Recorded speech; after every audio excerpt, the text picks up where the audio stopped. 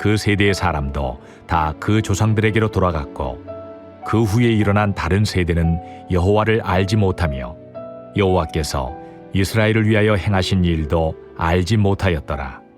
그 후에 내가 내 영을 만민에게 부어주리니 너희 자녀들이 장래일을 말할 것이며 너희 늙은이는 꿈을 꾸며 너희 젊은이는 이상을 볼 것이며. 자, 오늘 우리 교회는 다음 세대 주일로 지킵니다. 다음 세대 주일은요, 1년에 딱 한 번 있는 52주 중에서 딱 한 번 있는 어린이 주일이라고도 말하는데, 어린이 주일만이 아니라 다음 세대를 위한 주일입니다. 오늘은 단지 그들을 축복하는 주일만은 아닙니다. 우리 교회의 미래를 바라보는 날이며 우리 가정의 내일을 점검하는 날이 오늘 주일입니다. 그리고 무엇보다 하나님께서 우리 교회에 선물로 주신 이 다음 세대를 우리가 어떻게 키울 것인가, 그들을 어떻게 구체적으로 기도함으로 그들을 도울 수 있을 것인가에 대한 분명한 해답을 얻을 수 있는 시간이 오늘 되기를 주님의 이름으로 축복합니다.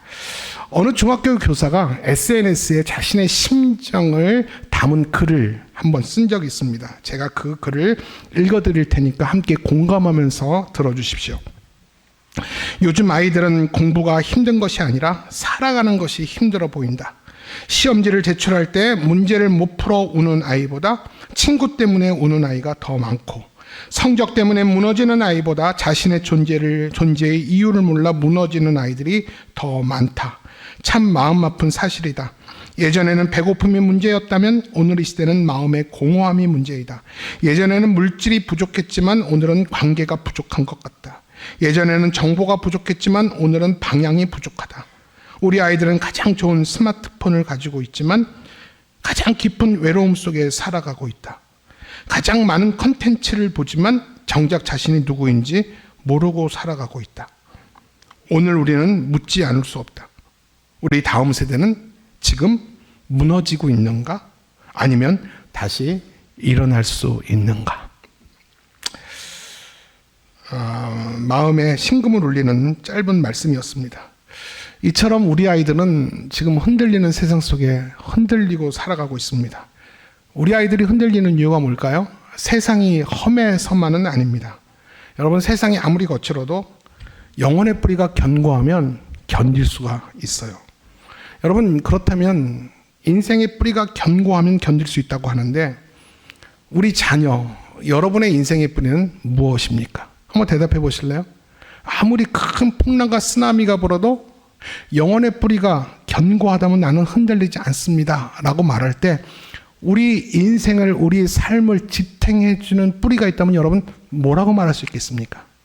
우리 인생의 주인이신 여호와를 경외하는 것입니다. 아멘입니까? 여호와를 경외함이 우리 인생의 뿌리가 될 줄로 믿습니다. 근데 참 안타까운 것은요, 우리 아이들의 근본적인 문제가 뭔지 아십니까? 우리 인생의 주인이신 하나님을 우리 아이들이 잃어버렸다라는 것입니다. 그래서 하나님을 모르는 다른 세대가 되어버린 거예요.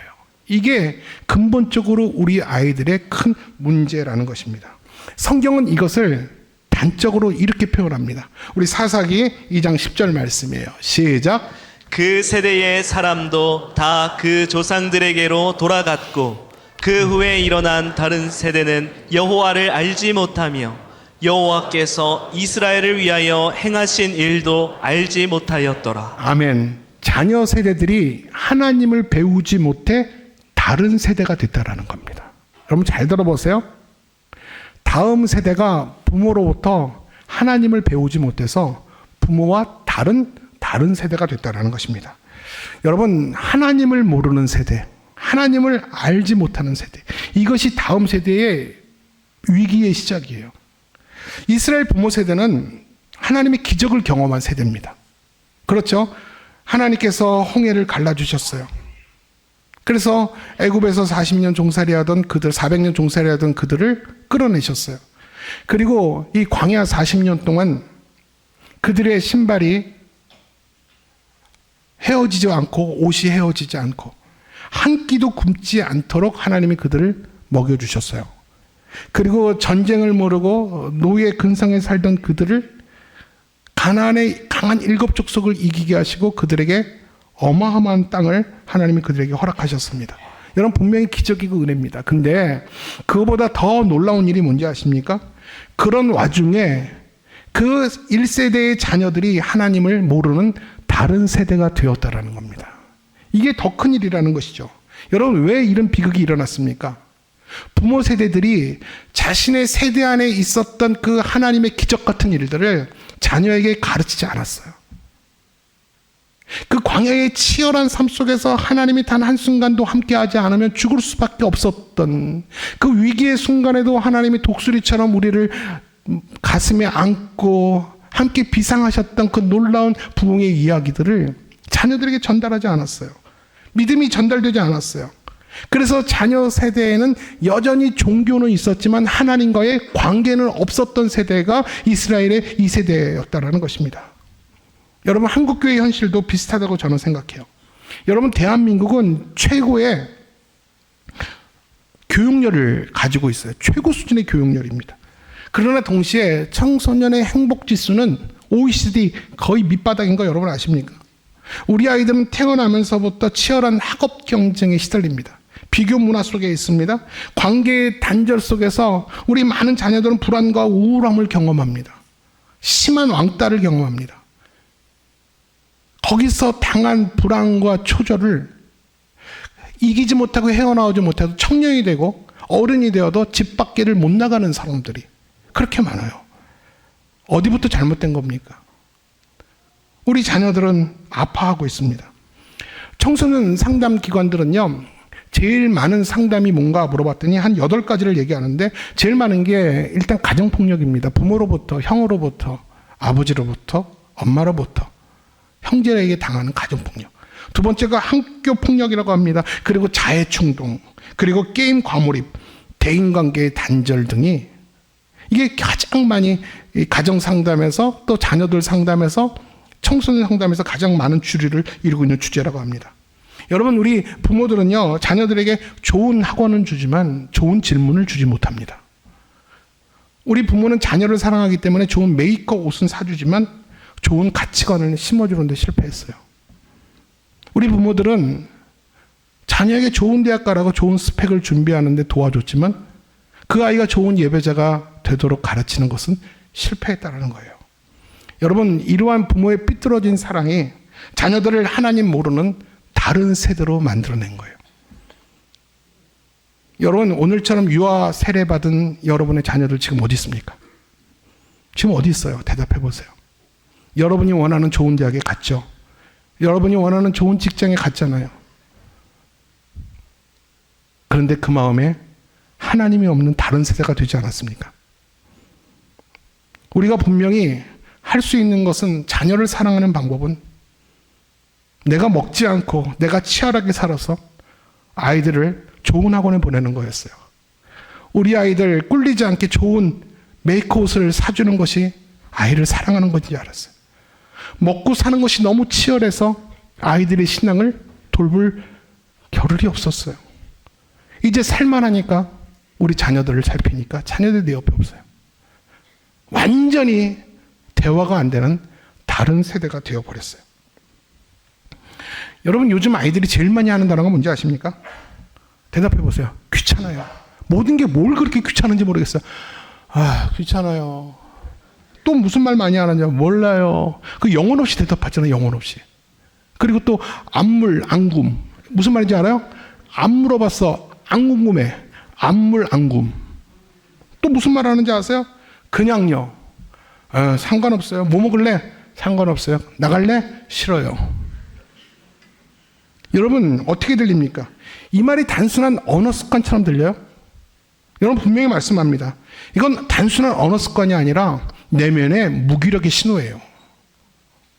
여러분, 사사기 시대처럼 하나님을 모르는 세대.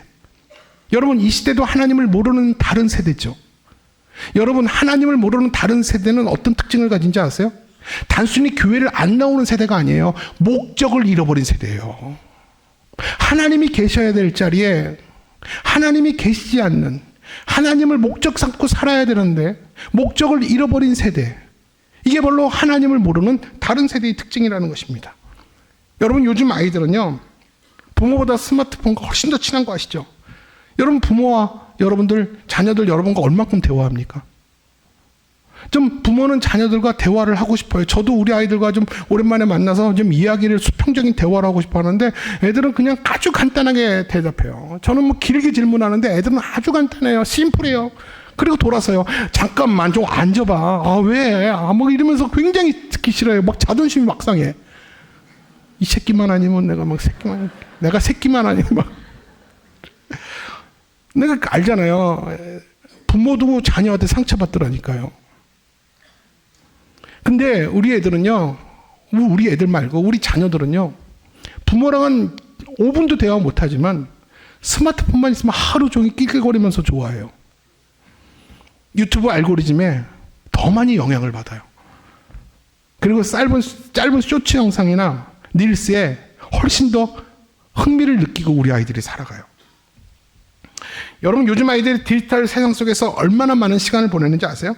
2025년 한국건강증진개발원의 자료에 따르면 한국 청소년들의 97.3%가 스마트폰을 사용하고 있으며 SNS 이용률도 67.6%에 달한다라고 말합니다.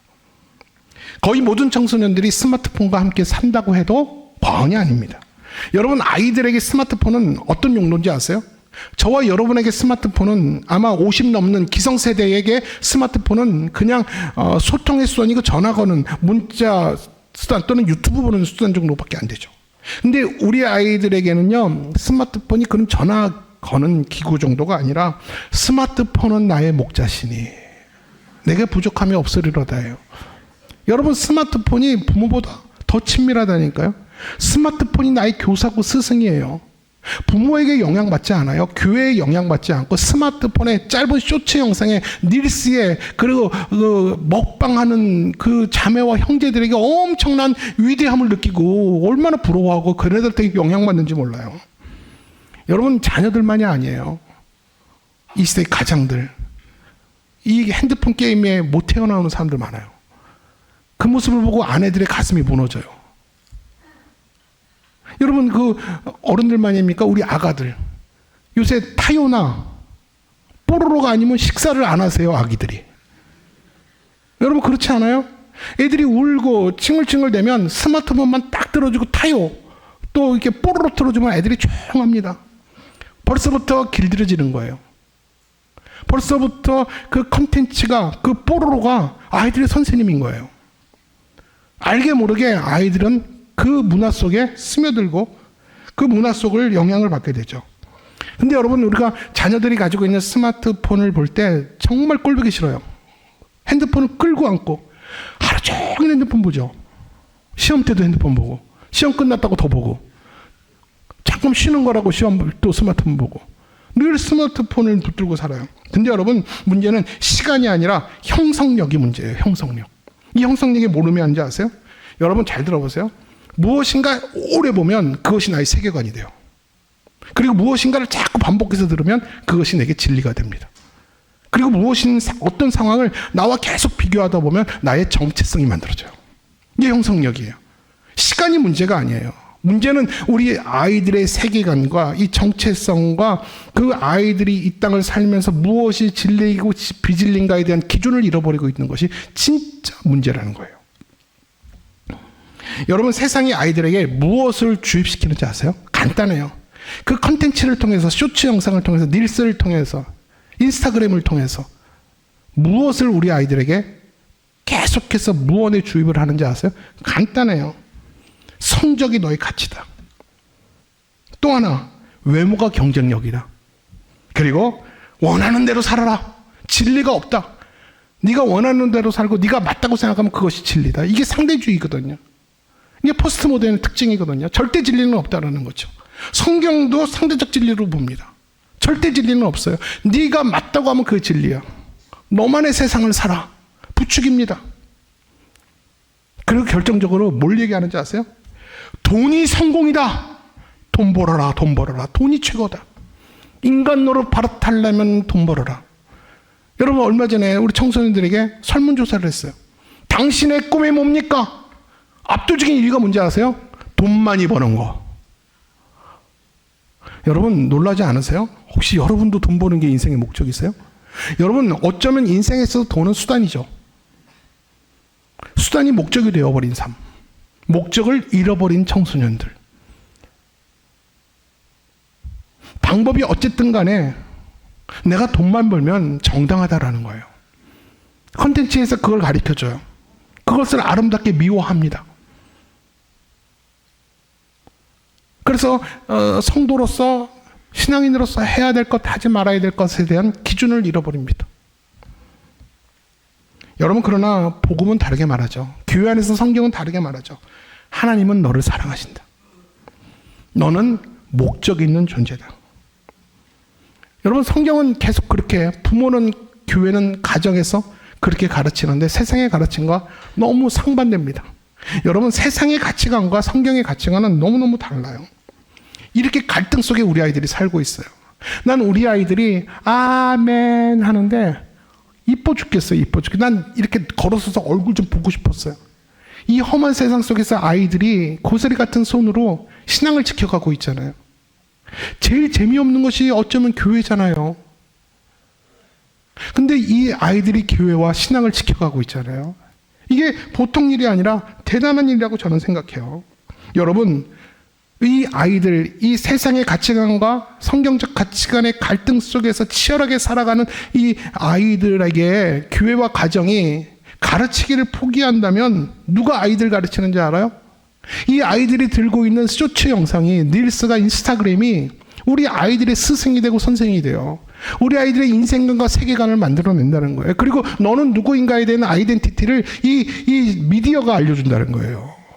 이게 얼마나 위험한 일인지 아세요? 여러분, 우리 자녀들이 스마트폰을 들고 있는 것이 문제라고 생각하는데 아니에요. 엄밀히 말하면 하나님의 공백이 문제예요. 그 마음 가운데 하나님이 없는 게 우리 아이들의 문제라는 거예요. 하나님이 안 계시기 때문에 허하고 공허하니까 문득 혼자 있는 자신을 발견하니까 그 시간을 견디지 못해서 뭔가로 채우는 거예요. 세상의 무언가로 자신의 영혼을 채우고 거기서 위로받는 거예요. 그러나 그 어떤 것도 그 영혼을 위로할 수가 없죠. 그러니까 인생이 늘 외롭고 항상 웃고 밝은 것처럼 살아도 내면에는 항상 외로움이 있는 게 인생인 거죠. 최근 10년 동안 한국교회 주일학교 학생 수는 약 37%나 감소했다고 합니다. 여러분 우리 교회는 참 그래도 은혜입니다. 우리 교회 출석 숫자가 우리 영아부부터 고등부까지 520명 정도 됩니다. 이건 절대 적은 숫자가 아니죠. 여러분 저 안아주신 드림센터에서 우리 아이들이 잘하고 있어요. 요셉처럼 다니엘처럼 우리 아이들이 우리 부모 세대보다 훨씬 나은 세대가 되기 위해서, 훨씬 영적인 세대가 되기 위해서 다른 세대가 아니라 믿음의 세대로 키워나가는 것이 저는 저 안아주심의 영적 인큐베이터라고 저는 믿습니다. 여러분 우리 교회 안에 있으면 우리 아이들이 많으니까 별로 그런 걸 체감하지 못하는데 여러분 사대문 안에 있는 교회들, 주일학교들 거의 무너지고 있어요. 유년부, 초등부를 하나에서 그냥 주일학교 부서로 만들고요. 정말 주일학교 무너지고 있어요. 근데 여러분 진짜 한국교회 문제가 뭐냐면 저출산도 문제예요. 저출산도 문제인데 진짜 문제는 잘 들어보세요. 오늘처럼 유아 세례 받은 자녀들이 점점 교회에서 나타나지 않는다는 거예요. 사라진다는 거예요. 안 보인다는 거예요. 여러분 남 얘기 아니지. 여러분 자녀들 생각해 보세요. 나도 우리 아이 안고 유아 세례 받았던 기억이 있는데 여러분 그 자녀들 지금 어디 있어요? 대답해 보세요. 그 자녀들 지금 어디에 있습니까? 여전히 믿음의 세대입니까? 아니면 다른 세대가 되었습니까? 점점 비어져가는 주일학교는 숫자가 문제가 아니라 신앙 계승이 안 되고 있다는 거예요. 신앙 계승에 경고등이 켜졌다는 겁니다. 성경은 이미 오래전부터 이 위기를 진단을 했어요. 그래서 뭐라고 말합니까? 그 후에 일어난 다른 세대는 여호와를 알지 못하더라. 그 후에 일어난 다음 세대는 여호와를 알지 못하더라. 그러나 여러분 아직 늦지 않았습니다. 숫자는 줄었어도 우리 자녀들에게 믿음의 계승은 하지 못했어도 우리 아이들이 멀리 떠났어도 하나님은 다음 세대를 여전히 포기하지 않으셨다는 것입니다.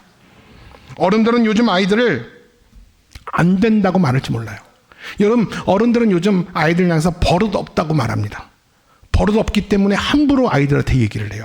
근데 여러분, 이 버릇 없다라는 말이 언제부터 생긴지 아세요? 이 삼국시대부터 버릇 없다라는 말이 있었대요. 예전 시대부터 버릇 없다. 요새 것들 버릇 없다, 버릇 없다. 이게 삼국시대부터 있었대요. 여러분도, 우리도 어렸을 때 그런 얘기 무지하게 듣고 자란 세대입니다. 여러분, 제가 하나 부탁할까요? 여러분, 이데아 커피에 아르바이트 하는 애들 우리 자녀들이에요. 귀하고 귀한 우리 청년들이에요. 우리 아이들한테 함부로 말하지 말아주세요. 소중하고 귀하게 여겨주세요.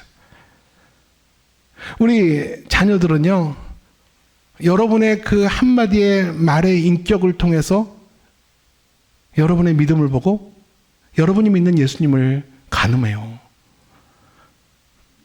물론 친하니까 함부로 말하고 친하니까 함부로 꾸짖듯이 말씀하시는데 저를 봐서라도 그러지 않았으면 좋겠어요. 너무나도 꽃보다 아름다운 우리 청년들입니다. 우리 자녀들입니다. 여러분, 친절하게 잘 대해 주셨으면 좋겠어요. 우리 아이들이 절망하는 세대, 또 안 되는 세대라고 말할지 몰라도 하나님은 다음 세대를 향해서 소망을 거셨어요. 그래서 다음 세대에게는 여전히 희망이 있습니다. 그래서 하나님은 요엘서 2장 28절에 이렇게 선포합니다. 시작. 그 후에 내가 내 영을 만민에게 부어주리니 너희 자녀들이 장래일을 말할 것이며 너희 늙은이는 꿈을 꾸며 너희 젊은이는 이상을 볼 것이며. 자, 여러분, 저 본문을 잘 보세요. 본문을 잘 보시는데 저 본문 중에서 가장 중요한 단어가 뭐냐면 그 후에예요. 그 후에. 자, 여러분, 저를 따라오세요. 그 후에. 그 후에라면 그 전에 어떤 의미가 있었냐면 요엘서 2장 전에 보면 메뚜기의 재앙과 가뭄으로 인해서 이스라엘 전체가 절망 가운데 있었어요. 이 절망 그 후에 내가 내 성령을, 내 영을 만민에게 부어주겠다라고 이야기를 하는 것입니다. 여러분, 그 후에, 재앙 후에, 눈물을 흘린 후에, 실패 후에, 무너짐 후에 내가 만민에게 성령을 부어주겠다. 무너진 채로 방치하지 않겠다. 무너졌다 할지라도 내가 다시 살려내겠다라고 하나님이 약속을 하신 겁니다. 마찬가지로 오늘날 한국교회 현실이 위기일지라도 하나님은 우리 세대를 향해서 약속하십니다. 교회 학교가 줄어들고 있는 그 후에도, 아이들이 떠난 것 같은 그 후에라도, 믿음의 신앙의 전수가 끊어진 것 같은 그 후에도 하나님은 다시 성령을 부어주시겠다. 다시 시작하시겠다라고 하나님 우리에게 약속을 하십니다. 여러분, 근데 더 중요한 게 있어요. 여러분 잘 보세요. 요엘서 2장 28절 다시 한번 보여주세요. 다시 한번 보세요. 자, 그 후에 내가 읽을게요. 제가 읽을게요. 그 후에 내가 내 영을 만민에게 부어준다. 그 후에, 절망 이후에, 위기 이후에, 다 망가진 것 이후에, 실패와 패망 이후에 내가 성령을 부어줄 텐데 가장 먼저 누구에게 부어질 것인가? 누굽니까? 너희 자녀들에게. 너희 자녀들이 장래일을 말할 것이며 라고 이야기를 합니다. 여러분, 하나님은 다음 세대를 선택하셨습니다. 절망 가운데 소망의 노래, 희망의 노래를 부르도록 우리 다음 세대를 하나님이 선택하시고 그들을 존귀하고 보배롭게 다음 세대를 살려주시겠다고 약속을 하십니다. 사랑하는 여러분, 세상은 우리 아이들을 문제 세대라고 말하지만 하나님은 예언하는 세대라고 고쳐 부르십니다. 세상은 청년들을 불안한 세대라고 말하지만 하나님은 그 청년들을 향하여 이상을 보는 세대, 꿈을 꾸는 세대, 소망의 노래를 부르는 세대, 내일의 희망을 이야기하는 세대라고 다음 세대를 하나님이 살피십니다. 실제로 그 약속 따라 소년 사무엘이 시대를 바꾸었고, 소년 다윗이 블레셋에서 나라를 구했고, 청년 바울이 열방 가운데 교회를 세워갔습니다. 그 약속을 따라. 말씀을 정리합니다. 다음 세대는 어쩌면 상처 입은 세대입니다. 여러분, 우리 아이들은 버릇없는 세대가 아니에요. 대책 없는 세대도 아니고요. 왜 저렇게 인생을 사는지 이해가 안 되는 세대도 아니고요. 우리 자녀 세대들은, 청년 세대들은요, 상처 입은 세대예요. 태어나면서 경쟁을 배웠고 늘 비교를 당했잖아요. 외모와 학력으로 늘 혼나고 늘 평가받는 자녀들이었어요. 가족 간에는 서로 따뜻하게 얼굴을 맞이하면서 밥을 먹습니까? 대화를 잃어버렸잖아요. 엄마는 테레비, 아이들은 핸드폰. 따뜻한 서로의 대화가 잃어버린 지 오래입니다. 그런 싸늘한 식탁에서 우리 아이들은 아파하고 상처가 깊어집니다. 친구들이 많아 보이고 함께하는 친구들은 많아도 마음을 나눌 친구는 없고, 실패 한 번 해도 쉽게 무너질 만큼 마음은 약해져 있는 것이 우리 자녀들이에요. 그래서 우리 다음 세대는 이해를 받지 못했고요, 위로를 받지 못했고요, 돌봄을 받지 못한 상처받은 세대가 우리 다음 세대들이에요. 그렇기 때문에 그들에게 정말 필요한 것은요, 정죄가 아니라 공감이 필요합니다. 비난이 아니라 품어줌이 필요하며, 포기가 아니라 복음이 필요한 세대가 우리 다음 세대입니다. 여러분, 우리 상처 입은 세대는 희망 없는 세대가 아니라 치유되면 아주 강한 세대가 될 수 있습니다. 우리 다음 세대, 우리 교회 뜰에서 자라고 있는 다음 세대, 적어도 저와 여러분의 지난 50년보다 더 위대한 50년을 우리 자녀들이 만들어 갈 겁니다. 저는 그렇게 생각합니다. 50이 넘는 성도들 계시다면 이제는 미래를 날 위해 사는 세대가 아니라 다음 세대를 향해서 투자하며 그들의 가치를 높이는 세대가 되어야 됩니다. 그들에게 우리의 어깨를 빌려줍시다. 어깨를 밟고 올라가라고. 그래서 우리보다 훨씬 나은 영적인 세대가 되라고. 다른 세대가 아니라 하나님을 뜨겁게 예배하는 열렬한 예배자의 세대가 되라고. 하나님을 기쁘시게 하는 세대, 한국교회를 책임지는 시대, 이천 신학교회를 지금보다 더 나은 교회로 만들어가는 소망의 노래를 부르는 세대가 되도록 우리 자녀들을 격려해 주면 어떨까요? 저는 안아주심 드림센터를 지으면서 저 공간은 무조건 다음 세대를 향해서 배려하는 공간이다.